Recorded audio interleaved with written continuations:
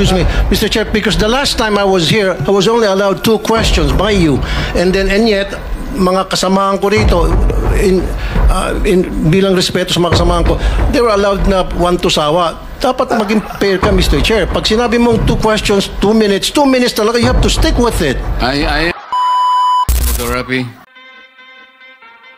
Excuse me, Mr. Chair, because the last time I was here, I was only allowed 2 questions by you. And yet, mga kasamahan ko rito, bilang respeto sa mga kasamahan ko, they were allowed na 1 to sawa. Dapat maging fair ka, Mr. Chair. Pag sinabi mong 2 questions, 2 minutes talaga, you have to stick with it. Mayong bungkag kalibutan. So, nagkainitan talaga si Senator Rafi Tulfo at si Senator Marcolita. Yan po, hearing ginanap po kanina o kahapon po dyan sa may Senate of the Philippines, mga kuis, mga gayas, na kung saan pinalakay po nila sino yung pinakadakwin sa flood control project, mga kuis, mga gayas. So, yan pong mapapanood natin sa video ito. Please follow, like, and share, and subscribe. So, without further ado, let's begin. Thank you, Mr. Chair. Kanina nabanggit ni Senator Soto na yung dealer na inamin naman ng mga Diskaya, ang pinagkukunan nilang kanilang luxury vehicles ay yung company na involved sa pagpasok dito ng Ducati na hindi nagbayad ng tax, kaya hinila kasi in-expose ko yon. So my question dito sa mga sa Diskaya, mag-provide kayo, are you willing to provide all those documents from the Bureau of Customs na to make sure na nagbayad kayo talaga nung tamang buwis doon sa mga luxury vehicles ninyo na pinalaway nyo sa taong bayan na 28 you said? And also, Mr. Chair, siguro patawag na natin yung Bureau of Customs kasi malay mo, meron nga korupsyon doon sa mga project nila. Pati ba naman sa pagbayad ng buwis, lulukohin pa tayo. So baka meron tayong mahila doon. Are you willing? Yes po.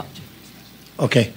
Number 2, dito sa BIR, nabalitaan nyo, of course, last year, palumabas yung video na in-interview itong mga Diskaya tungkol sa kanilang mga ari-arian na sobrang lavish. Nag-issue kayo ng LOA against them?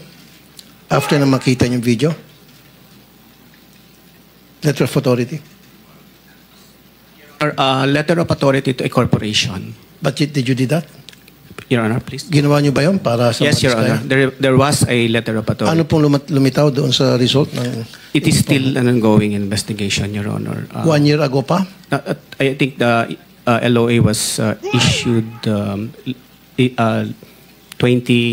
if I'm not mistaken, late 2024 or early 2025. Kaya nga, bakit ang tagal? Samantalang pag nag-issue ka ng LOA sa mga Chinese, sa mga beer houses, in 2 weeks na natatapos agad. Siyempre, nagkakaroon ng under the table. Yes, tama po yan talaga, no? Bakit kaya mga kois, no?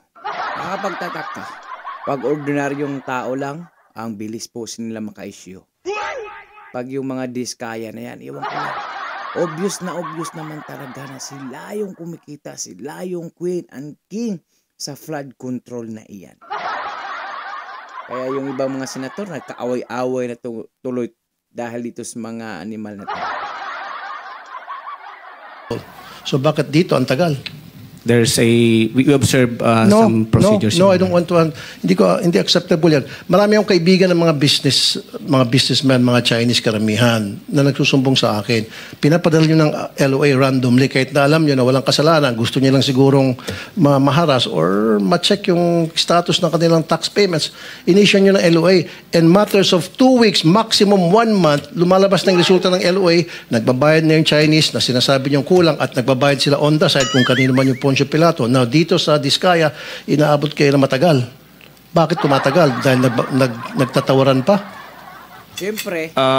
Most of this time that we're consuming, Your Honor, is gathering of some documents from third-party sources verifying the initial information gathered. No, you don't gather documents.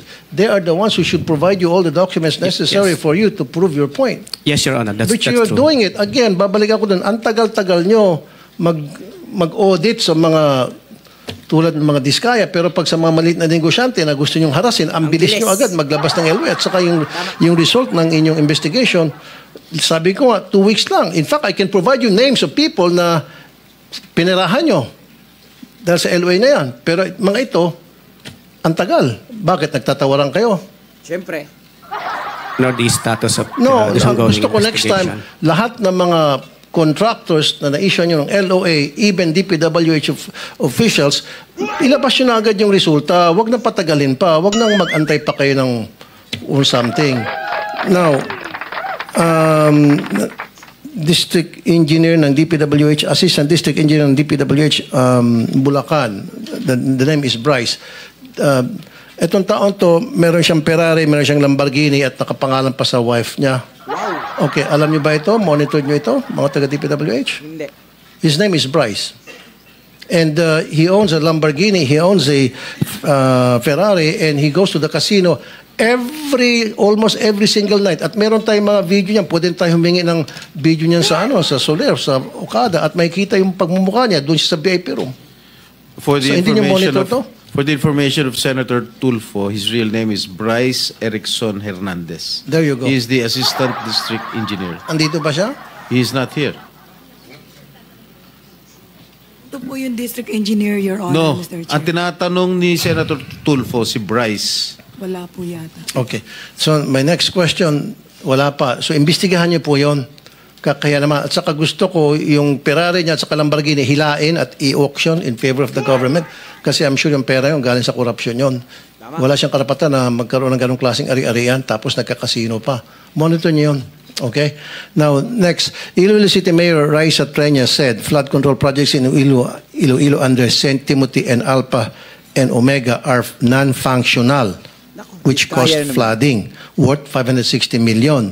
So, naka-recover na ba dito tayo in terms of warranty? Basta mga Alpha at Omega na mga contractor, nako, lahat yan kay Diskaya, yung aking angkuin. DPWH? Ano? Yung sa project na yon? Wala po akong idea, Mr. Chair, Your Honor. Well, dapat magkaroon kayo ng idea by now. Alam niyo naman po, magkakaroon tayo ng hearing ganito. Dapat inimbestigan niyo lahat ng mga project na questionable. Ito, lumabas sa media to, na-question ni Mayor Treñas. So, go and investigate this. Okay. Now, dalawa na lang. Paano tayo nakakabawi doon sa mga proyekto na mga ghost projects or yung mga delayed? Di ba meron yung tinatawag na performance bond? So, Meron din pong retention money na hindi marirelease kung hindi pa nakompleto yung project. now, kung hindi pa nakumpleto ang project dahil delayed, di ba may tinatawag na liquidated damages? Meron din po. Magkano na po nasingil doon sa mga liquidated damages and give me a list of those projects na matagal ng delayed o yung iba pa ghost na dapat yan 1/10 of 1% per day. So kung yung project ay delayed na for 1 year, just imagine, that's hundreds of millions na. Kung pag-ipon-ipon natin, are you doing that? Yun po ay kukunin natin ng datos sa mga implementing offices kung nakapag-apply po sila ng liquidated damages sa mga delayed projects, Your Honor. Okay, 103 contractors, natanong ko na ito noon, hindi nyo ako nasagot kasi minadali ako noon. 103 contractors blacklisted. Okay, out of these 103 contractors blacklisted, Ayun pala dahil minadali si Senador Raffy Tulfo. Kaya pala sila. Nako, Senator Raffy Tulfo naman. Hindi mo naman to siya, Senator. Joke lang.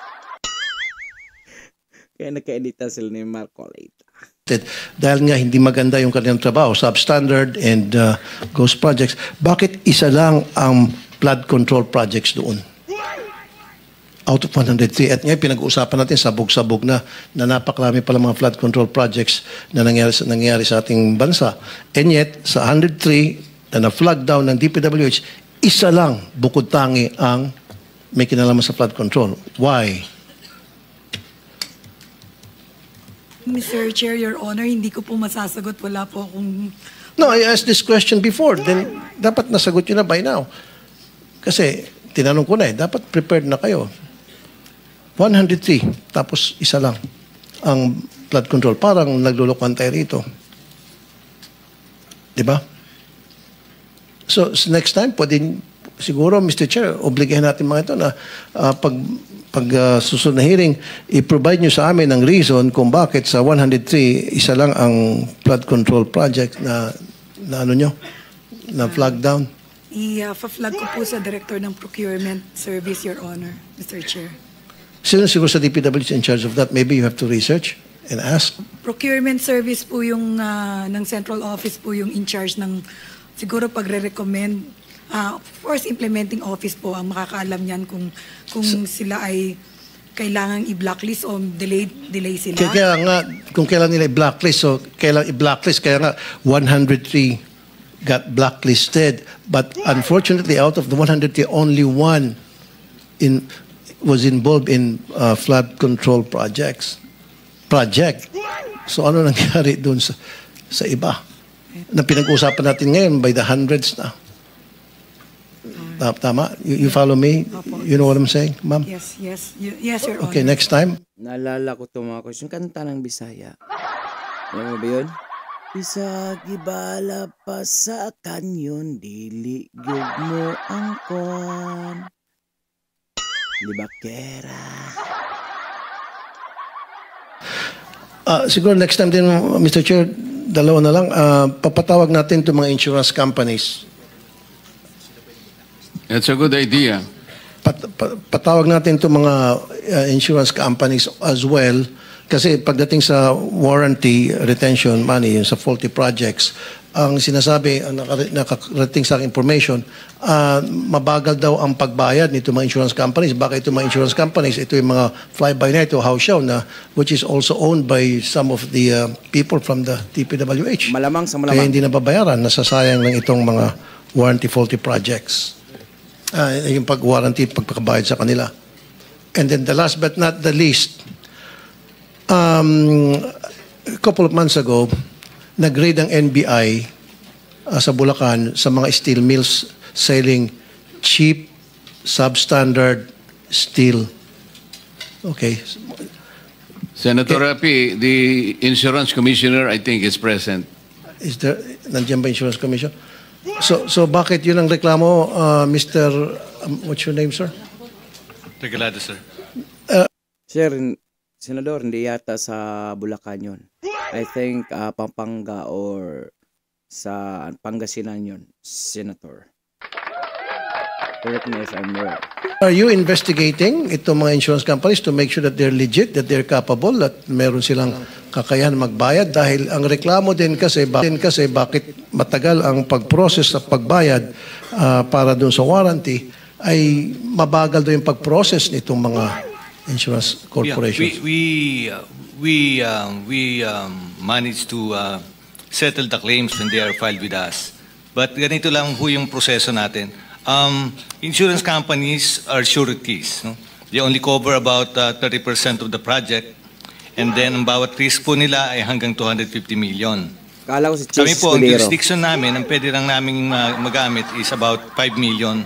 At yung iba po, they have to go to the civil courts to claim. Ang punto po dito is kung hindi makolekta sa mga kontraktor, pwede hong dumiretso ang DPWH sa amin para tulungan sila because these are all callable on demand. Yung po ang ating JPPB at DB. Okay, meron naman pumunta taga DPWH para doon sa proseso sinasabi The ninyo? last time I checked, wala po kaming Wala. natatanggap. Bakit wala? Kaya ang daming mga projects na dapat kailangan mabayaran dahil under warranty dahil palpak.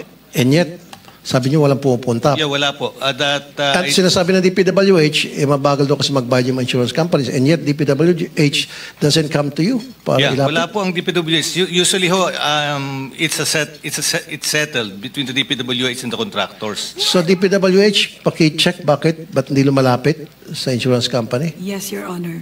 Alam Okay, niyo, and last, yung mga cheap steel mills na ito'y paboritong puntahan ng mga loko-loko mga contractors. Alam niyo to, tumatawa kayo ng ulo, especially dyan sa Bulacan, marami yan, nag-raid na nga yung NBI niyan. Unfortunately, yung ginawa nilang raid, house show lang. Matapos nilang raid, humingi na ng pera, and then umalis na. Ito ang nakakatakot dahil, Mr. Chair, especially mga earthquakes, di ba, pina-expect natin na pwede mangyari anytime. Pati sa mga kalsada rin, Ito yung mga galing China, na mga, in fact, ba na ito sa China, ito mga steel products. Alam niyo po ito, bakit hindi niyo po ito pinagre-raid? O bakit hindi niyo po ito pinapapasara? At patuloy pa rin po kayong nagiging parokyano ng mga steel mills na ito. Sagot. Siguro sir, may tatanong ko yan sa aking mga kasamaan na nasa distrito, yung sinasabi niyong Bulacan District, o kaya sa regional director po ng Region 3 na nakakasakop nun. Dahil ngayon ko lang po din narinig yung NBI na ni-raid, na nag-raid or something.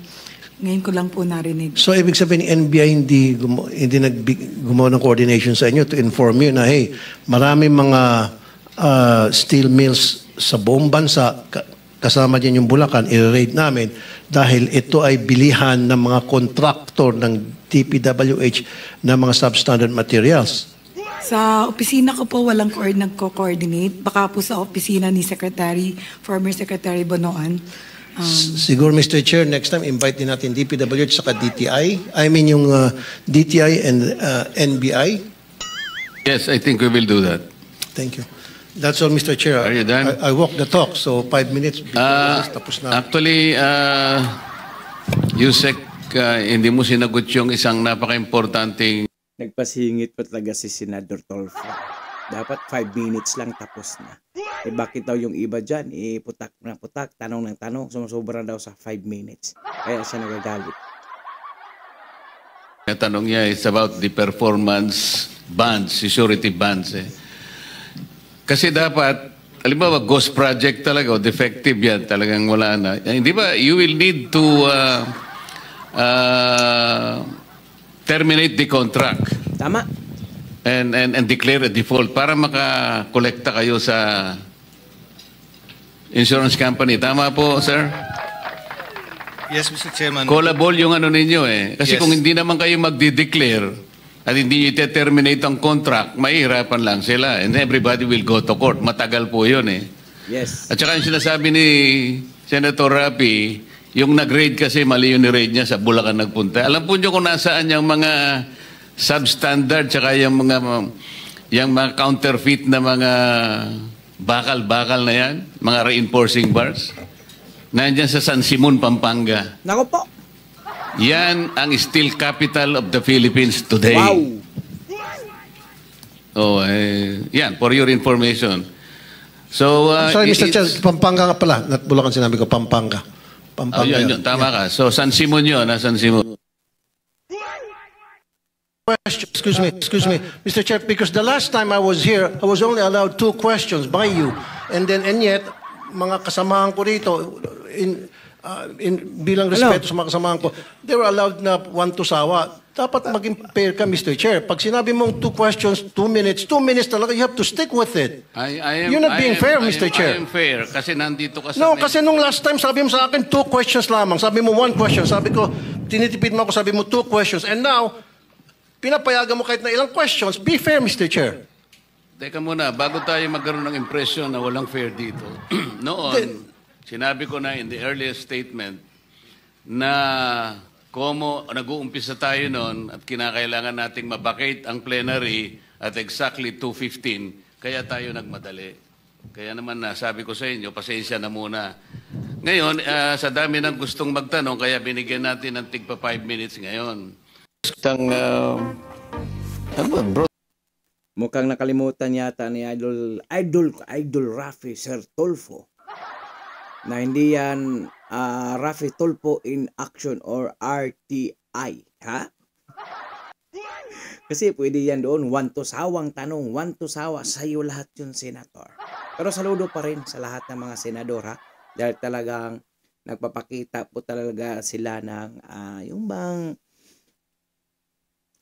tungkulin lang ginampanan talaga para sa taong bayan. Kasi bilyones po talaga yan mga kuhis, mga guys, yung nawawala, ha?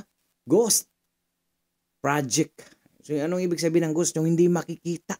Walang project na nangyari pero may budget mga kuhis. So talagang saludo sa lahat ng mga senador.